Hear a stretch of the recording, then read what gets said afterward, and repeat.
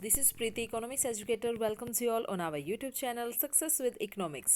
आज हम 2019 का set B 12th class previous year question paper ये सॉल्व करेंगे, जिसका हमने कल वाली वीडियो में 1 मार्क्स और 2 मार्क्स के क्वेश्चन सॉल्व कर लिए थे। आज 4 मार्क्स के और 6 जो मार्क्स के क्वेश्चन आपके 6 नंबर के क्वेश्चन आते हैं वो वाले हम डिस्कस करेंगे।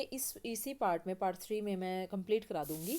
तो देखिए आप ध्यान से कि जो हमारे शॉर्ट आंसर टाइप क्वेश्चन है 1 और 2 के क्वेश्चन हमारे बिल्कुल जो 1 मार्क्स और 2 मार्क्स के क्वेश्चन थे वो हमने कल कर लिए थे।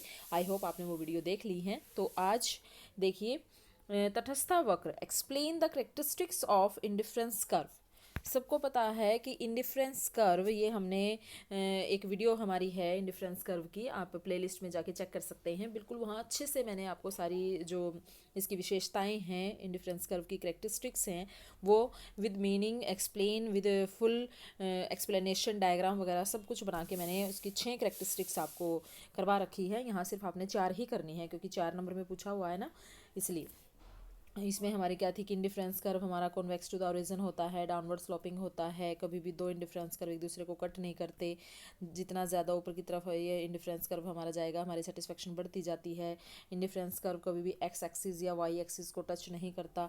ये सारी हमने उसमें की थी। तो आप विद डायग्राम इसको अच्छे से एक्सप्लेन कर देना।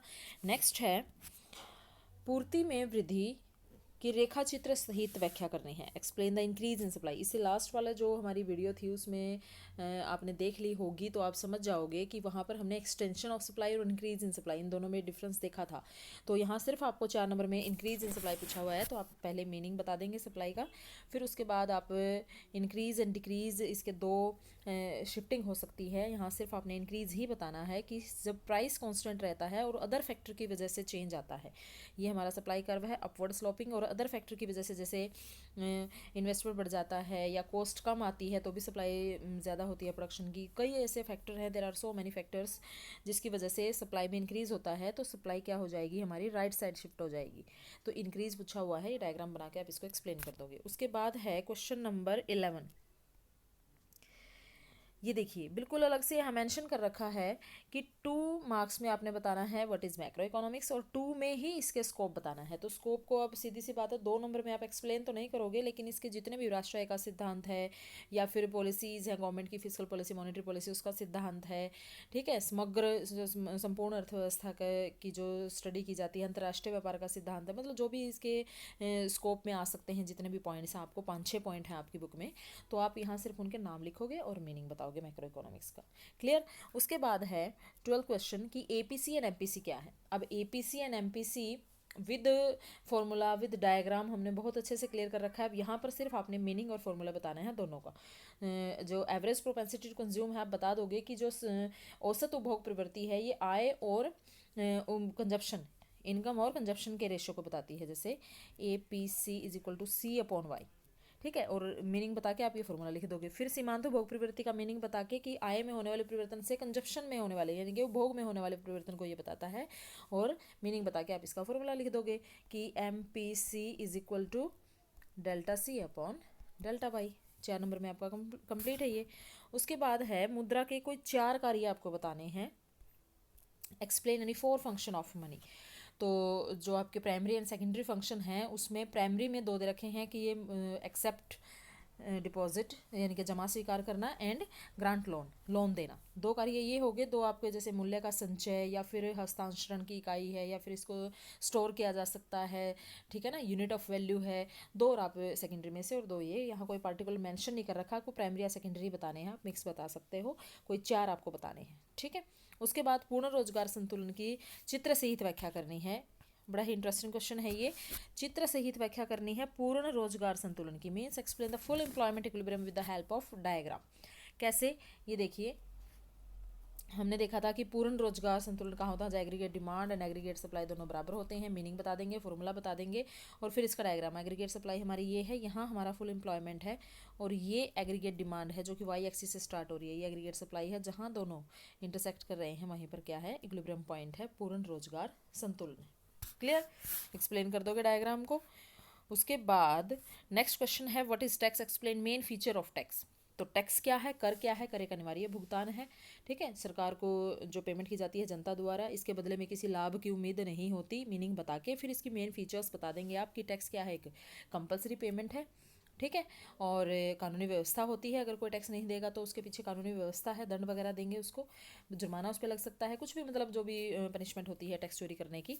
और कोई मतलब इसमें सरकार रिस्पॉन्सिबल नहीं है कि टैक्स के बदले में कुछ देना होता है, ठीक है ना। तो ये 4 पॉइंट आप इसमें एक्सप्लेन कर दोगे। उसके बाद 16 क्वेश्चन है व्यापार शेष और भुगतान शेष में अंतर, इन दोनों के मीनिंग आप बता के और बता दोगे कि व्यापार शेष यानी कि जो बैलेंस ऑफ ट्रेड है ओनली गुड्स का ट्रेड इसमें पॉसिबल है, और भुगतान शेष इसमें गुड्स एंड सर्विस दोनों का ट्रेड है। भुगतान शेष क्या है, एक विस्तृत धारणा है यानी कि कॉम्प्रिहेंसिव कंसेप्ट है, और व्यापार शेष क्या है, एक संकुचित है, थोड़ी सी कॉन्ट्रैक्टिव कंसेप्ट है। भुगतान शेष हमेशा ही बैलेंस उसमें रहता, बैलेंस में रहता, संतुलन में रहता है, बट व्यापार शेष संतुलन और असंतुलन में हो सकता है। भुगतान शेष यानी कि जो बैलेंस ऑफ पेमेंट है उसमें अगर डिसइक्विलिब्रियम या वो तो ऑलवेज उसमें रहता है, बैलेंस में ही रहता है, बट उसमें अगर कुछ चेंजेस आ जाएं, जैसे व्यापार शेष में कोई चेंज आ जाए या बैलेंस या अनबैलेंस्ड वो हो जाए, तो उसको भुगतान शेष से ठीक कर सकते हैं, बट व्यापार शेष से भुगतान शेष को ठीक नहीं किया जा सकता, क्योंकि व्यापार शेष भुगतान शेष का ही एक पार्ट है, छोटा है ये, ठीक है। उसके बाद अब ये आपके 4-4 नंबर के हो गए हैं। मैं इसी में आपको ये क्वेश्चन भी बता देती हूँ जो लॉन्ग आंसर टाइप क्वेश्चन है। ये देखिए कि व्हाट इज़ डिमांड कर्व, बता देना है आपने। मांग वक्र क्या होता है, क्वांटिटी डिमांडेड बता के डिमांड कर्व बना के ये 2 मार्क्स में इसका मीनिंग बताना है। फिर करें इसका ढलान नीचे की ओर क्यों झुका होता है, ये वाला पॉइंट हमने बिल्कुल हमारी प्लेलिस्ट में जाइए आप, पिछली जो वीडियो है डिमांड वाली जो आपको मिलेगी कि why demand curve downward sloping, कि क्यों होता है ये, जिसमें law of diminishing income effect, substitution effect, different use, ये बहुत सारे पॉइंट मैंने आपको करवा रखे हैं। तो 4 पॉइंट आपने वहाँ पर यहाँ पर लिख कर उनको एक्सप्लेन करना है। या फिर ऑप्शन में क्वेश्चन आपको अगर मिल जाता है तो आप मांग की कीमत रोज किसे कहते हैं इसे मापने की कुल व्यय विधि की व्याख्या कर रहे हैं, means price elasticity of demand और उसको टोटल एक्सपेंडिचर मेथड। ये भी आप पिछली वीडियो देखिए और बिल्कुल क्लियर है, मैंने आपको बता रखा है कि प्राइस इलास्टिसिटी ऑफ डिमांड क्या है, मीनिंग डायग्राम और इसकी 5 डिग्रीज या फिर उसका फॉर्मूला। अब यहाँ इतनी डिग्री और ये सब तो करना नहीं है, यहाँ पर आपने सिर्फ क्या करना है, प्राइस इलास्टिसिटी ऑफ डिमांड क्या है, मीनिंग बताना है, फॉर्मूला बताना है, फिर टोटल एक्सपेंडिचर मेथड आपको बिल्कुल एक्सप्लेन करना है, तब 6 नंबर में बनेगा ये, ठीक है। अब नेक्स्ट क्वेश्चन है जो 18 है, अल्पाधिकार किसे कहते हैं, ओलिगोपोली, मीनिंग बताना है और फिर इसकी कैरेक्टरिस्टिक्स। 4 कोई 6-7 मिलेंगी आपको कि there are few firms, interdependence होती है आपस में, ठीक है ना, और सब्स्टिट्यूट भी अवेलेबल होते हैं।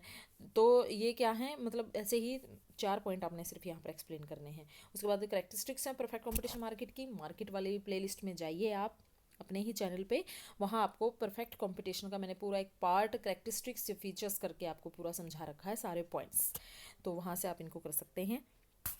उसके बाद लास्ट क्वेश्चन आपको मिलेगा, ये देखिए राष्ट्रीय आय को मापने की आय की विधि। अब पिछली जो हमारी वीडियो थी उसमें जो सेट ए वाला हमने किया था उसमें लॉन्ग क्वेश्चन मैंने आपको बताया था कि जब आय विधि वहाँ एक्सपेंडिचर और इनकम ये दोनों मेथड पूछे हुए थे अलग अलग उसमें ऑप्शन देके ऐसे, तो यहाँ इनकम मेथड है वही वाला जो उसमें पीछे बताया था मैंने आपको। अब ये जो क्वेश्चन है अथवा में जो इसमें दे रखा है, दोहरी गणना की गलती क्या है, मीनिंग बताना है आपको, इसका एग्जाम्पल बता देना है। वो वाला जो बिस्किट वाला एग्जाम्पल हमने किया था कि गेहूँ लेने पड़ते हैं, फिर गेहूँ को बेकरी वाले मतलब आटा मिल में, फिर आटे को बेकरी वाले के पास, इस तरीके से वाला एग्जाम्पल देके आप इसको क्लियर कर देंगे। फिर ये कह रहे हैं कि इस दोष से कैसे बचा जा सकता है, कैसे, इसके 2 पॉइंट आपकी बुक में दे रखे हैं कैसे बचा जा सकता है, कि फाइनल प्रोडक्ट की वैल्यू लेनी है और वैल्यू एडेड मेथड ये यूज़ करना है, तब इससे प्रॉब्लम से बच सकते हैं। लास्ट में कंक्लूजन करके इसको खत्म कर दोगे। आई होप आपको ये वीडियो बहुत पसंद आई है। आप इसके सारे पॉइंट्स जो मेन पॉइंट्स आपको लग रहे हैं नोट डाउन कर लीजिए, जो डायग्राम है वो डायग्राम बना बना के देखिए आप। फुल ये क्वेश्चन अच्छे से जब फाइनल पेपर में आएंगे तो आपको ये सारे अटैम्प्ट करने हैं विद डायग्राम विद एक्सप्लेनेशन। आपको बिल्कुल क्लियर होना चाहिए कि 6 नंबर में कितना लिखना है, 4 मार्क्स में कितना लिखना है, 2 मार्क्स में कितना लिखना है, 1 मार्क्स का तो आपका होता ही है, 1 टिक करना है या फिर ट्रू फॉल्स वगैरह। तो आप पहले ही मेंटली प्रिपेयर हो जाइए कि आपको ऐसे ऐसे सेट में अभी और भी ऐसे ही अलग अलग ईयर वाइज आपको सारे सेट कराऊंगी ये क्वेश्चन पेपर प्रीवियस पेपर, तो आप बिल्कुल फाइनल पेपर के लिए रेडी हो जाओगे। तो please like this video, share this video and subscribe our channel. Thank you very much.